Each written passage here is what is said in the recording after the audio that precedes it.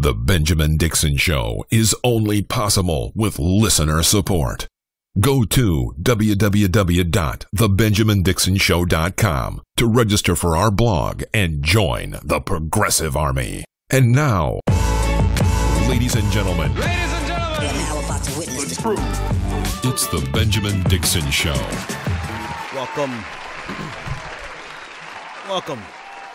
Welcome back, ladies and gentlemen. Welcome back to the Benjamin Dixon Show. I am your host, Benjamin Dixon. It is, what's today's Monday. Back from the holiday, back from Thanksgiving break, 11/27. Today is November 27, 2017. Thanks so much for joining us. I bet you thought we weren't broadcasting tonight. Well, I took a lot of the gear to Alabama to do a project with my brother, and I kind of underestimated the amount of time it takes to set back up. But we are here and we are live. As always, you can weigh in on the discussion, 857-600-0518.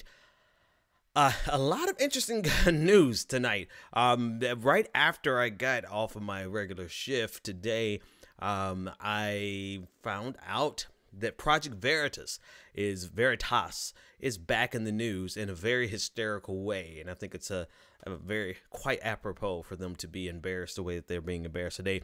If you've watched my show any amount of time, you know I think James O'Keefe is a joke.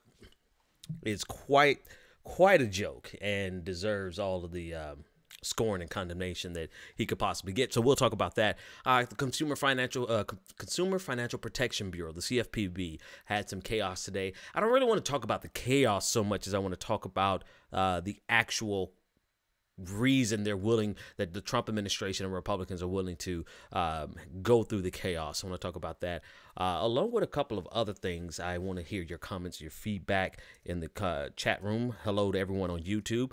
Thanks so much for joining us as always. And let's jump right in. So Project Veritas, James O'Keefe. Well, let me start here by saying, holy hot damn. They've raised $4.8 million in 2016 alone. Hello. 2016 alone. That is out of control. I mean, if you follow Project Veritas any amount of time, you know how much, how ridiculous their operation is. And you know how utterly propagandistic they are, despite them trying to cast themselves as being legitimate journalists. They're a joke. James O'Keefe is the guy who dressed up like a pimp in order to go and to bring down Acorn. He likes to make, since he likes to be sensationalized. That's all he really has to offer. He tries to do stings, and I would say 99% of his stings require that he highly edit videos in order to make them say something that they don't say. Right. But and I bring that up. And James O'Keefe is a convicted felon. Right. He's got several major, actually no one. I don't want to put more crimes on him than he actually has. But this is James O'Keefe. And he has raised in 2016, I haven't even gotten to the article by the Washington Post, because the thing that stood out the most to me in the Washington Post article was $4.8 million. $4.8 million in 2016 alone. And 10,000 of which came from Donald Trump, the Donald Trump charity. So one thing that makes Project Veritas easy to donate to is that they're a 501c3. They are a nonprofit organization that people who donate to are able to write it off on their taxes. So, that always makes it easier. It's like a church, essentially. I want to fix something here. It's like a church, and they're able to write, people who make donations are able to write it off on their taxes. So, that makes some of it. But I think the other part of it is that conservatives really love what they do. Conservatives really love what Project Veritas does. In the journalism world, not that it really matters to conservatives, because anything that doesn't parrot a conservative talking point is fake news to them. But in the real world of journalism, Project Veritas is a laughing stock. They are considered a joke, and they're only covered because, well, one, either they directly involve themselves in the inner workings of a news organization like the Washington Post article today, or because they do something so ridiculous that it almost warrants them being covered. All right, that's the preface. Here's what happened today, and I think it's a very I think it's perfect. So it turns out Project Veritas was trying to do a sting on Washington Post, and particularly in the area of Roy Moore. They wanted, and actually not wanted, but they did. They hired a woman who went to the Washington Post initially via an email saying that she had information, et cetera, about Roy Moore and the relationship that she had with Roy Moore. She began talking via email. Eventually, they had a phone call, and eventually they met up. And the sole purpose, if you read the article, the sole purpose was to get the reporter from Washington Post, one of the two original reporters who broke the news of Roy Moore having relationships with girls as young as 14. They wanted to get one of those two reporters to say that there was a political agenda. Essentially, she kept trying. Jamie Phillips is the name of the actress from Project Veritas. She kept trying to get the reporter to say, oh, the purpose of this, or the result of this, or the goal of this reporting is to take down Roy Moore. And one thing that came out of this is the journalistic integrity, at least in this case, of the Washington Post. And what they did was they showed that they have enough procedures in place, enough proper procedures, journalistic procedures, journalism 101, basically. Research before you publish. Research before you, not long before you publish, research before you even continue investigating. They did some basic research. And I'm not really sure that so is it even necessary? Should I, guys, I'm fixing something. Sorry to everyone on YouTube, Facebook, and Twitter, seeing my computer moving around. But I have to fix something because it's driving me crazy. I'm not sure if I even should really offer this critique, but a lot of people are acting as though the Washington Post did something so amazing. And I'm not saying this to slam the Washington Post, but what they did was journalism, actual journalism and research and follow through, and not just get something and run with it. And I think in an age of media being as quick as you possibly can, and in all intents and purposes, this is pretty quick. I think the entire story with Roy Moore and the young girls broke on November 9th, which was the day of the initial contact, which I give Project Veritas credit. I mean, they moved like boom. They moved quick the same day they moved to try to set up this thing. But they met on November 22nd last week. So this turnaround, this entire fiasco has been less than a month, which to me is a relatively quick turnaround when you're talking about potentially a nationwide major breaking news. But what happens in this political and this media world that we're in, people try to break news as quickly as possible, and they set themselves up for failure. Case in point, everybody remembers the fiasco with Rachel Maddow and how she got so excited because David K. Johnston gave her a copy of Donald Trump's, I believe, 2005 tax return, and she went out there and said, we've got the tax returns. And it turned out to be much ado about nothing, and really was shining a negative light on her work over there at the Rachel Maddow show. That's the world that we live in. Clickbait, fast as you can. First one there wins. And so while everyone is championing the Washington Post today, I really would just say this is just pretty much basic journalism. It's pretty much the basic skepticism. I don't even want to say it's journalism so much as it is just ask questions, right? Just ask questions and be skeptical of everything that you hear, not even just for the sake of protecting your career, but for the sake of being inquisitive. Sometimes just wanting to know, sometimes just being curious can save your ass, like, in a phenomenal way. And I think this is what happened with the Washington Post. I don't think it was a super... Here's why I don't think it was super journalism. I think it was just being a basic fact checking. The thing that gave it away was a GoFundMe account. The thing that made Jamie Phillips look like someone who was working with Project Veritas was the fact that she had a public GoFundMe account with her name on it, and they were able to find it by a simple Google search. Right. And that was their first indicator that this woman, the GoFundMe account, by the way, was set up so she could raise money to help her get to New York to start a new job with a conservative outlet doing investigative journalism. So, it's pretty easy. You know what I don't consider journalism is, hey everyone in the chat room. What I don't consider, well, I don't want to say that. I can't say that. Well, what I expect of journalists is to be able to find information that the average person can't find. So when you tell me you've done your research and you've done it through Google, I'm not knocking Google, because I do research in Google all damn day, right? All day, every day. Everybody does. But to me, it's like going one step above and beyond. I like the fact that in this article with the Washington Post, a couple of red flags went off, and this probably would be where I would say, okay, they actually did some real research. They followed up on the woman's employment. Turns out she didn't work there. Followed up on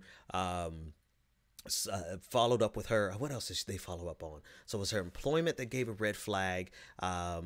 She said that she was going, when she was confronted about the GoFundMe account by the Washington Post, she said that, it was for a job at the Daily Caller. Well, Washington Post reached out to the Daily Caller and said, no, well, we never interviewed this woman. And so there were some pretty decent steps taking place. And I think those are steps that you should just take, being a basic skeptic. But anyway, I digress. I apologize. I spent entirely too long criticizing the Washington Post for doing a good job. You can't, God damn, Ben, that was an unnecessary amount of time for them doing a good job, for me to be criticizing them for doing a good job. So anyway, getting back into the meat and the nuts and the bolts of the story. So the Washington Post exposed her, and they found her. Now this is where some good, some good investigation here. I guess they had a suspicion that she was with Project Veritas.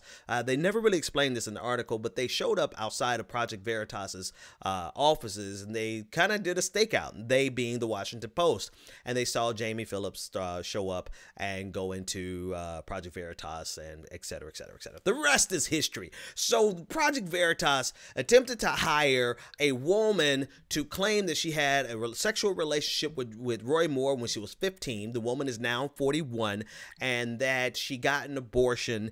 And the crux of it was that the woman was recording the Washington Post reporters, and she kept pressing, trying to get them on video saying that, oh yeah, this is going to sink Roy Moore, etc., something to that effect. So, there's a couple of things here that are problematic. Besides the fact that Project Veritas and James O'Keefe, they're the scum of the earth. They are. Look what they did to Acorn. And Acorn was a valid organization that actually did nothing wrong. However, they were able to spin such a political fury in such a quick time span that they were able to bring down Acorn. Okay. And this is, before I get to the problems with this is one last thing that I want to say. There were a lot of Bernie Sanders supporters who started sharing work by James O'Keefe during the primaries and during the general election, because O'Keefe had some information, allegedly had information on Hillary Clinton. I forgot the particular details, but what I do remember in great detail was the fact that so many people were upset with me because I insisted that if you share something from James O'Keefe, then you're basically wallowing in the worst of the worst, in the mud, the muck, right?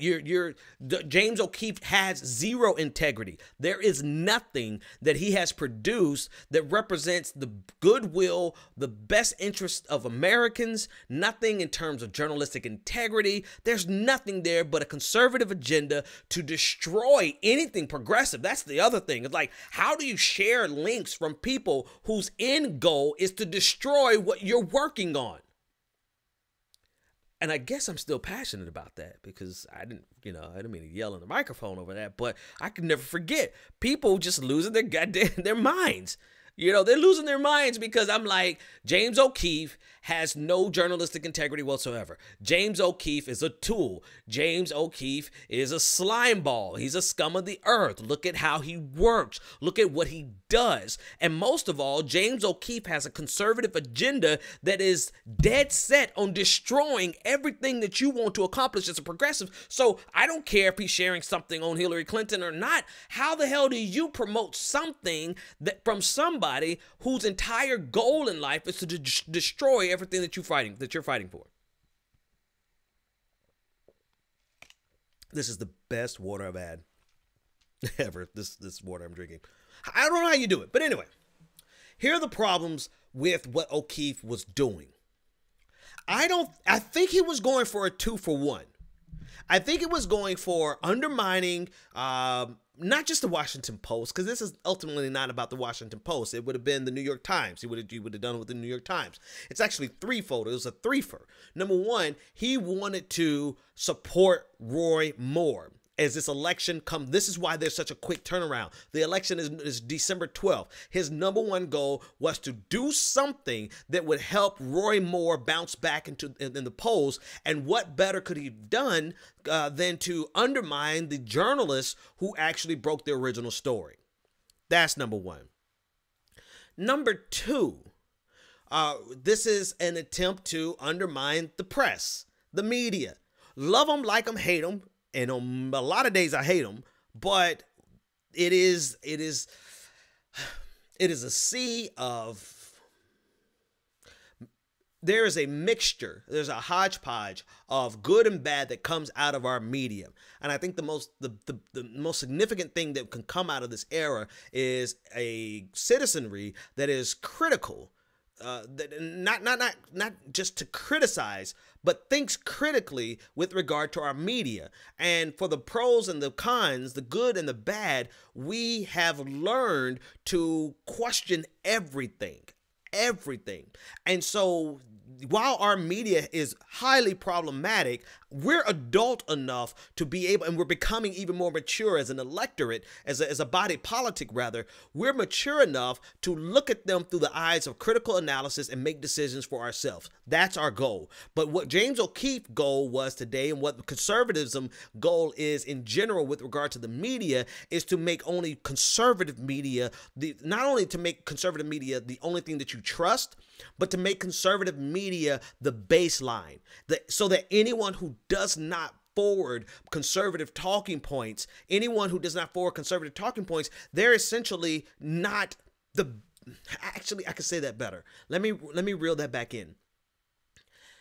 They want to make it so that conservative talking points are the baseline for your afternoon 6 o'clock live at 5 news broadcast. And so that while you're thinking in your mind that you're receiving something that is unbiased and just the facts, that's what they want to replace. They want to replace just the facts with just conservatism, with just conservative talking points, just a right-leaning perspective. And this is not hyperbole. This is the Sinclair Group. Sinclair Group has bought up hundreds of local stations across the country, and they literally put on someone who, I forgot the name of the guy, but he's actually a former staffer for Donald Trump. Right? Boris something. It'll come to me before we're done with the show. But they literally put him on at your 6 o'clock news, ABC affiliate, NBC affiliate. They put this guy on as simply giving the facts, and every word that comes out of his mouth is a conservative talking point. They don't just want you to trust only trust conservative media. They want to replace the baseline so that there's another way I could say that is more succinct, but I think you're getting the point. The point is this, where there's no longer two sides to the argument. We're well past that phenomenon. We're well past that. They want the facts to be replaced. This is what Texas is doing with some school books. They want to replace the history, and so that it has a right-leaning perspective.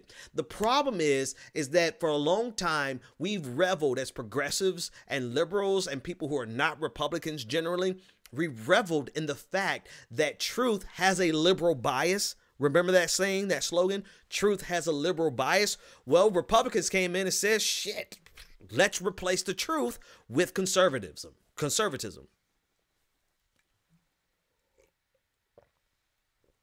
And this is a part of what James O'Keefe is doing. He's just, I mean, I want you to understand, in 1 year alone, he raised $4.8 million to do this. And he's nothing more than a high-profile troll, a well-paid high-profile troll. I mean, this is just one dude who dressed up like a freaking pimp, and he's being rewarded hand over foot to do this. Republicans, in a minute, we'll talk about the Koch brothers deal with Time Warner. Well, not Time Warner, but Time Inc. But conservatives are putting billions of dollars into replacing the truth with conservative talking points. So that anything that you hear that deviates from Republican talking points is not even a matter of conservatism versus progressivism and liberalism. It becomes a matter of what you're saying is factually untrue, because now at 6 o'clock and live at 5, we heard these talking points from the unbiased media. Little known fact, their unbiased media is now owned by a conservative machine. Sinclair, Meredith. I like the way Linda put it in the chat room. They're moving the Overton window even further right, create a new norm like 45. And that's essentially what it is. That's the bottom line. Like the entire range of discourse will no longer be, they are desperate. This, I have to finish talking about James O'Keefe, but I can't really talk about him without getting into the main thing that I wanted to talk about. Conservatives have one goal, man. Conservatives have one goal, and that is to completely leave the American citizen and the American consumer. More important than citizenry is your consumerism. That's the word, yeah, is your consumerism. They want to leave the American consumer completely vulnerable to the forces of not just capitalism, but monopolistic capitalism. They don't want any intervention from the government. They don't want any intervention from the media. They don't want any investigative journalism that could expose anything and cause a political backlash. They not only want the government out the way, but they want the media out the way, and they want any dissent from the people out of the way. They're playing for keeps here, ladies and gentlemen, and non-gender conforming people. They are playing for keeps. They are not just trying to undo. I always used to say that they're trying to undo the New Deal. That's true. That's very true. And that's their laser-like focus. But they're trying to make sure that none of the elements are in place ever again to bring back a New Deal. That's what they want. They not only want to undo the New Deal, but they want to destroy any of the elements that made it necessary for the government to be accountable to the people. Media, protest. They want to get rid of and government intervention, I mean, obviously. All right, so I went off on that tangent, and we're going to come back to that. But here's the last thing that's very problematic with this, with James O'Keefe's quote-unquote reporting. I won't even say that, like his trolling. Is that ultimately there is going to be a resistance to believing women when it comes to sexual allegations.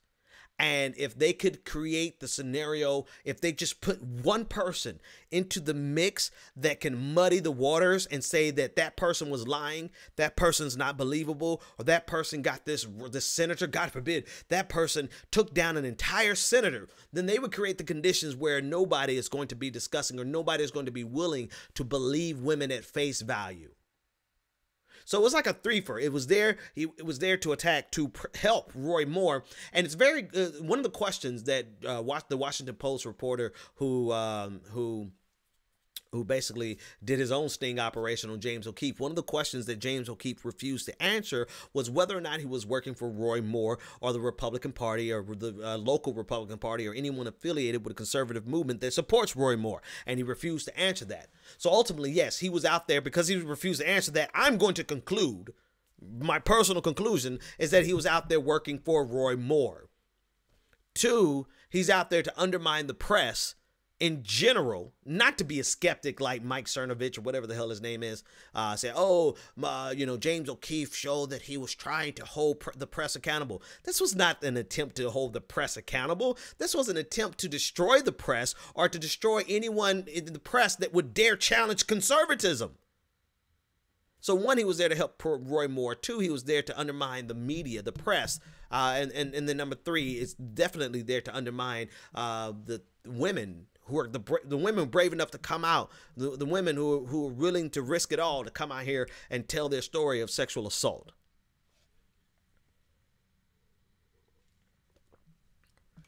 And that's where we are. Now, next story. And actually, I can tie these two together, but the overall theme tonight is, and I can't stress it enough, they are playing for keeps, and we don't have time to play with them. Conservatives are playing for keeps, and we do not have time to play with them.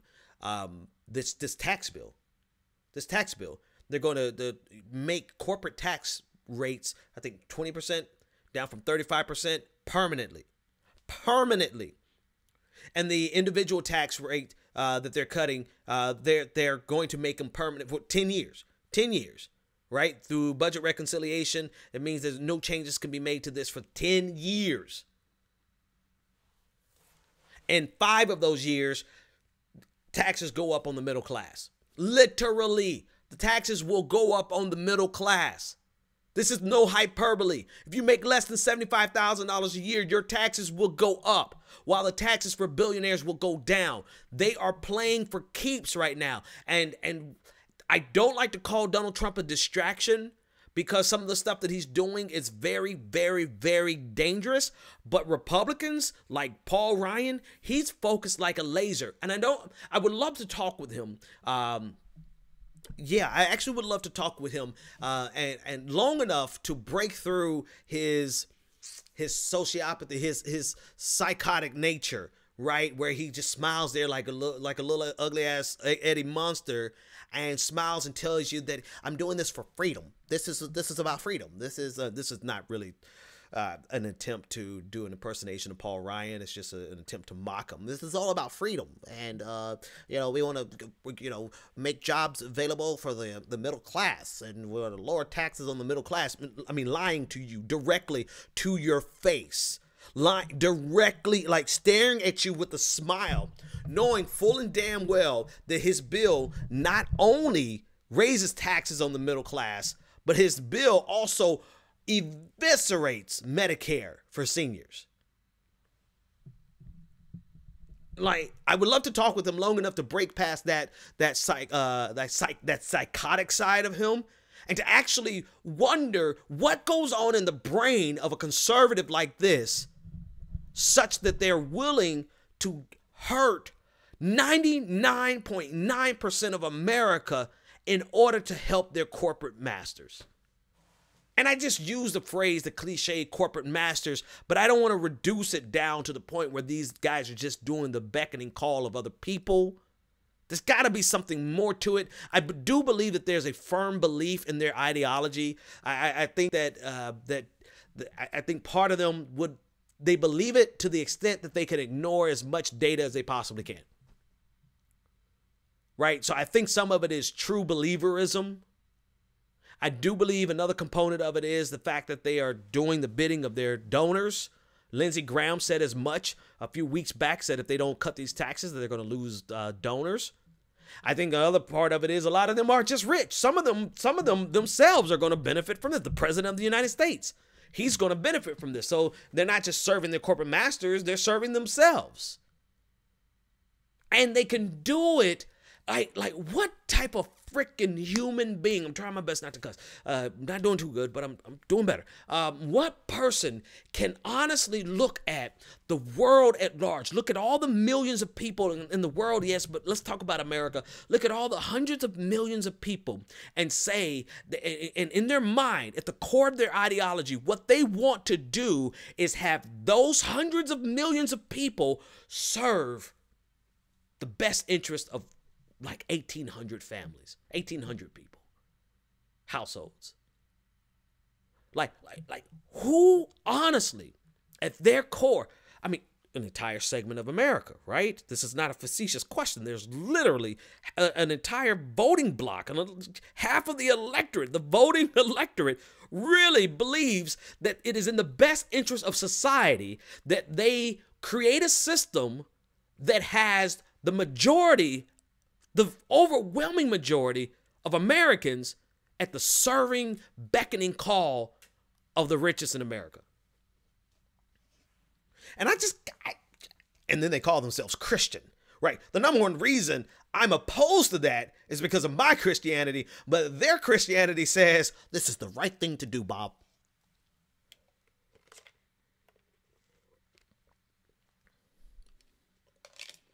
I gotta get some more of that water. That water is good. I can't reduce it down to just an overly simplistic saying that they're evil. That's too easy. That's too easy. I can't do that. And maybe, or maybe I just have to come to terms with the fact that there really are just some evil bastards out there. People who have no more, or people who are so twisted that their moral center, what they believe to be right, is to have millions upon millions of people serving the ruling class. Maybe I just need to come to grips with that. Maybe I'm too forgiving and I'm like, maybe it's too much. Maybe I got too much Jesus in me to honestly believe that people are really like the villains, the long mustache wielding, twisting. I'm sorry for the radio audience. I'm twisting an imaginary beard, right? Twisting their mustache type cartoon villain, Disney villain that's evil just for the sake of being evil. Maybe I need to come to terms with the fact that that's a possibility. Especially when it's about money, especially when it's about being able to keep as much wealth as they possibly can without paying anything back into society from which they derive the wealth. It's like, I use this quite often, but I think I have to use it more. It's like going to dinner with people and somebody runs up. I mean, they literally eat everything and leave you with a piece of crumb, with a cracker and water. And then they get up, say thanks, and they leave. And stick you with the bill. You have a segment of society that's able to consume unimaginable, unspendable amounts of wealth, like wealth that their generations, for as long as America's here, some of them, Jeff Bezos, $100 billion of personal wealth. He nor his great grandchildren will ever be able to spend that unless they try to build a colony on Mars or something, and, you know, something that costs an obscene amount of money. But just in terms of normal survival, and not even survival, but just a luxurious lifestyle, they'll never be able to spend that. And yet you have people, you know, those are the people who sit at the table with you and they consume all of this wealth, right? They take all this wealth to themselves and they don't want to pay anything back into society from which they derive that wealth. Like Jeff Bezos is nothing without you and me. Nothing. Oh my God, if the people would ever realize the power of the masses. Oh my goodness. And this is why you absolutely have people like the Koch brothers buying up Time magazine. I'm not going to go into a whole lot of particular details. They put a $650 million into an offer from Meredith Group worth $2.8 billion, an offer to Time Incorporated to purchase Time. You know, but ultimately underneath it though is a continuation of this consolidation of media. Why? Why is Sinclair Group out there gobbling up as many stations as they can? because they can never let the narrative, they can never let the forces that led to something like the Great Deal ever be in place again. Ever. Because if the people would realize, I swear to God, man, I swear to goodness, I was ready to go full Fidel Castro this weekend at my brother-in-law's house for Thanksgiving. One of his neighbors was going to work at Walmart because she had 60-year-old woman couldn't have dinner with her family because she had to go to work at Walmart. Not because she chose to, not because she elected to or volunteered to, but she was required to. And you know what? They didn't even pay her time and a half. And you're talking to more people. None of them got paid time and a half. This is the society that they want. And they can't allow, I mean, what do you think they're doing with the... What do you think the FCC is doing with net neutrality? They're playing on they're active on every single avenue that could create voices that would challenge them, that would challenge this monopolistic capitalistic system that gives the ability for a handful of people to control the entire destinies of hundreds of millions of other people. And the only thing they really want you to talk about, hell, even YouTube. You're watching me on YouTube. YouTube is in on this. They will only monetize cat videos. But if you're talking about the stuff that we're talking about, well, I'm going to get a flag. I'm going to get a flag. Chances are I won't be monetized. On every avenue where we could organize, where we could educate, where we can mobilize the people and disseminate information, conservatives. And hang on, before I punch left, let me finish punching right. Conservatives are doing everything they possibly can do, all hands on deck, to make sure that not only do they undo the New Deal, but the forces that actually created the demand, that necessitated FDR do something, or else there would have been a full-on proletariat revolution. They want to make sure that those forces are never there ever again. And what do to push back against the proletariat revolution? Well, they got a militarized police force in every single goddamn city across this country. And then the rest of us, they're not even going to need the police force because they got the latest update from Candy Crush to keep us busy.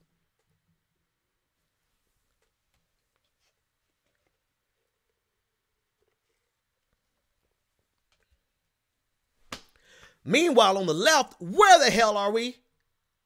I mean, there should literally be people in the street every day.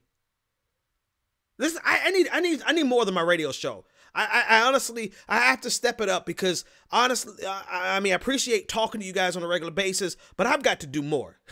I'm just saying, I've got to do more because I need to be the head of an organization where I could be like, hey, all hands on deck. Let's hit the streets. Because I'm wondering where all these organizations are over this tax policy. This tax policy is I keep saying it's taking us back to the Gilded Age, but I stopped myself mid-sentence because we're already reached the inequality levels we've already surpassed the inequality levels of the Gilded Age back around 2011. Right? So we're not only are we going to the Gilded Age, that's going to look great, but to the time, where they're trying to take us back to. And where this is what this tax bill is going to do. And what are we waiting on the left? We cannot wait for a full-on revolution to finally do something. The fight is right here, right now in front of us. Like all the revolutionaries, and I still hear motherfuckers, oh, God damn it, excuse me, I'm trying not to cuss in there, but I still see people pontificating and grandstanding about the ills of neoliberalism, and I'm like, hey guys, this tax bill is the worst thing that we've seen since the Gilded Age.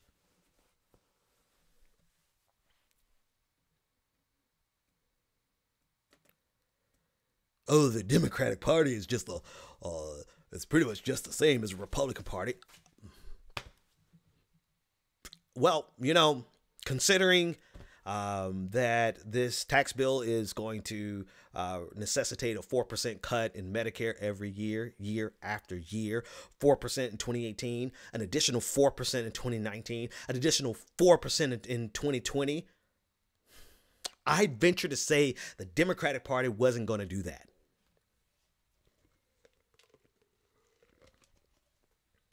And it's like we don't have all, so we don't want nothing. Don't worry, I'm going to get back on punching right in a minute, but it just drives me. I'm like literally not literally, but I feel like I break out in hives when I see people grandstand about, oh, don't choose the lesser evil. Go for the greater good. And I'm like, look here. Ugh, God, I can't talk the way I want to talk. I really wish I could talk to you guys the way I want to talk to you, but I can't. All right. You guys just have to catch me.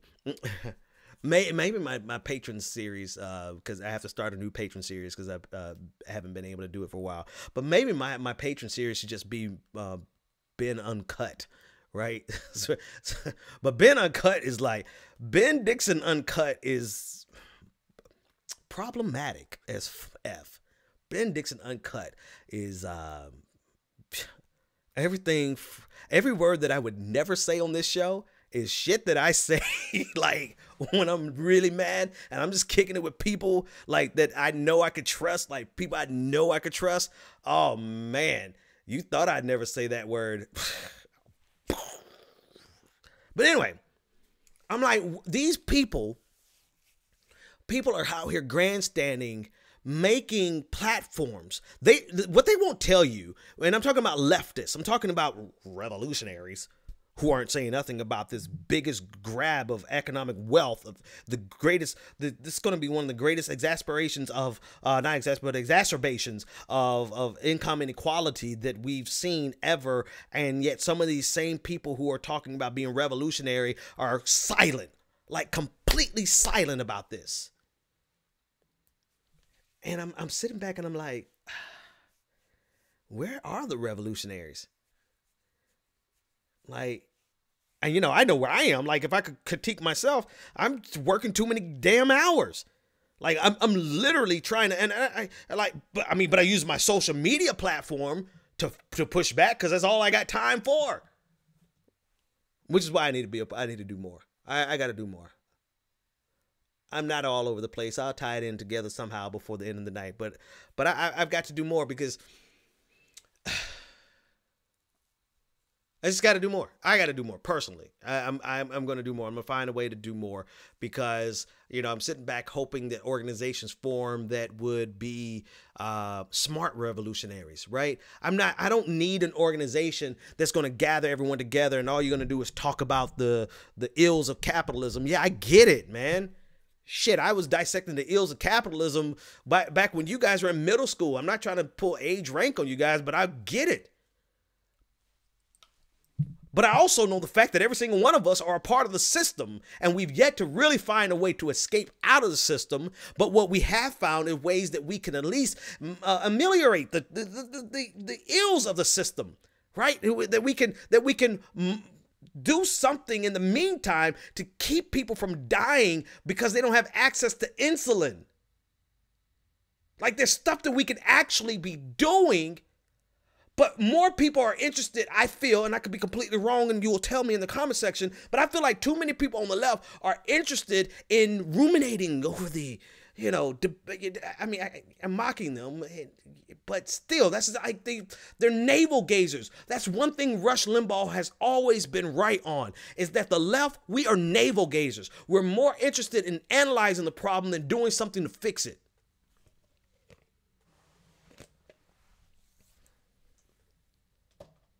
And you see all these wonderful organizations, and I'm like, yeah, this is a new movement of the left. The left is out here. Rah, boom. Here comes the radical left. The black radicals are coming back in action. And I see black radicals, they're out here talking about, oh, you really shouldn't be participating in this system because it's the same, opposite sides of the same coin. And I'm like, you dumb ass mother, God, you ignorant. I feel like screaming like Alex Jones. Do you not see what the Republican Party is getting ready to do to us, and you're still telling us there's no difference? It's very simple. I'm not even going to lose my cool over it. The Democratic Party, they represent the status quo of Barack Obama, right? They're not really going to do anything to actually bring about anything better than what we already have.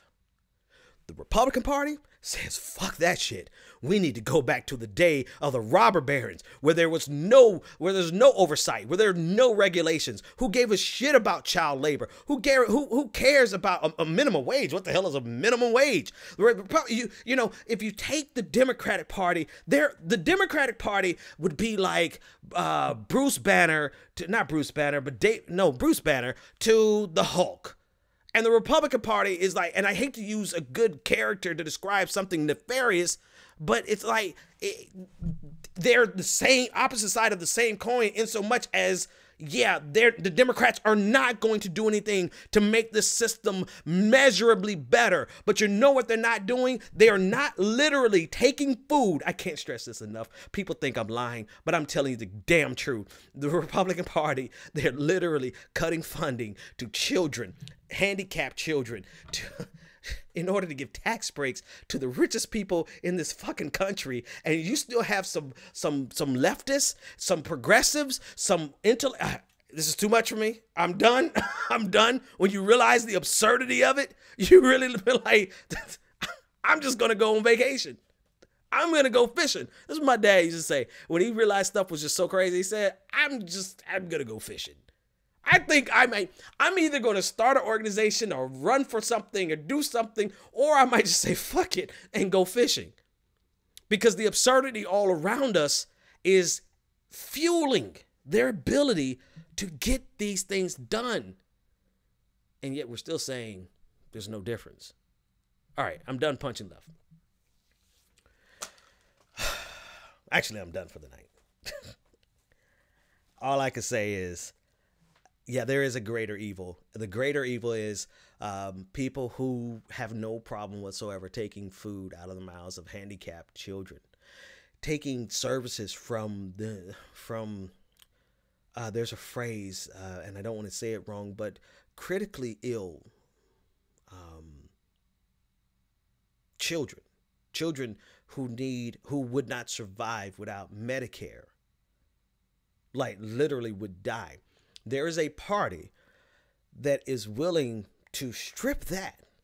There's a party who's willing to raise taxes on you listening to me, who probably makes somewhere between 30 and 60. I don't really have a lot of rich people listening to me. If I do, then why aren't you a patron? But I digress. But middle class, average people, they have absolutely no qualm with raising taxes on us in order to give tax breaks to the richest people in America, richest people in the world. There's a party that actually, I almost want to say borderlines being Disney villainish, but they are Disney. Like they're like a Disney villain. And then you have another party, yeah, that's not going to do anything to actually, more than like Obamacare when they could do Medicare for all. But then you have the other party who's comfortable with taking $25 billion a year out of Medicare so that your grandmother and your mother, in my case, is going to see instant cuts to their services next year, 2018. Not 2020, not 2023, but 2018. And do so only to give, I don't know, so that Donald Trump could have 2 yachts. And then you have people working at Walmart for Thanksgiving. They can't have dinner with their families because they have to go to work at Walmart. But I was thinking, well, maybe they're making time and a half, so they're out there trying to get their money so they can make, stack up their capital so that they could do something. But then it turns out they're not even getting paid time and a half. And we all know Walmart doesn't pay you about shit anyway. And then the only thing that makes me more furious, or only thing that compounds my fury, is the fact that the people that we've been looking to be radicals, they're only intellectual radicals. They're intellectually radical. And they're more interested in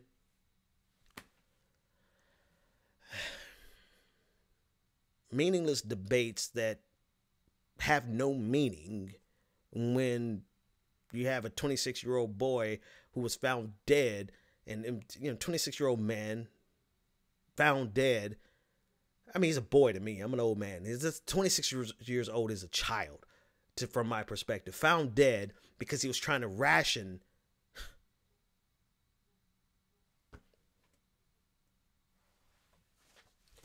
All right, folks. He was trying to ration his insulin because he couldn't afford it. You should be mad. You should be angry. One thing DeRay McKesson said to me that is the truth, even if you like him or not, was that the truth should radicalize you. The truth should make you angry. The truth should make you get in the streets. The truth would make you do something. If you physically can't get into the streets because you, like me, you start at 6 in the morning, you don't end till midnight or 10:15, if I can get off here in the next 3 minutes, then do something. Because the truth should radicalize you by itself, hands down, no questions asked. You don't need anybody to explain to you the nuances of capitalism versus communism and socialism. What you need is somebody who's going to help you organize and get in the streets to stop what's being done to us. And then that is when all the intellectual radicals who insist that there's no difference between the parties, that's when we do what they are saying, which is to, without a doubt, hold these people accountable, push them out, primary them, do whatever the hell we got to do. That's fine. That's absolutely what we have to do. But right now, man, we got to stop. We got to stop this tax plan. We got to stop net neutrality. We got to the reversal of the repeal, if you want to call it that, of net neutrality. We got to. Look at everything. All hands on deck. You have the further consolidation of media outlets. We got a lot of fights on our hand. And we need all hands on deck. Yep. And because I, too, am a part of the system, of this matrix that I can't break away from, because I am a part of it, I need you to go to patreon.com/The BPD Show, because I, too, am stuck in the same exact system. But at least we can diagnose it, and then after 2 years of diagnosing it, it's time for us to do something. Me, personally, I don't know what it is yet. I'm figuring out as we go. Opportunities here in Atlanta, I don't know what it would be, but it's time for us to do something. And don't let me be doing it by myself. It's time for you in the audience to do something. It's time for the Progressive Army, to be quite honest with you. If I could be so cliche, it's time for the Progressive Army to show up. See you next time.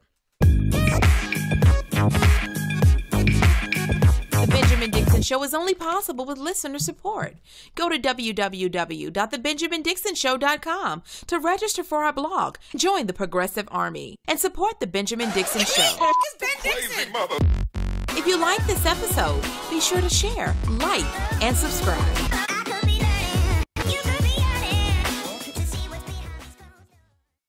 Consider becoming a Patreon. Go to www.patreon.com/The BPD Show and support The Benjamin Dixon Show.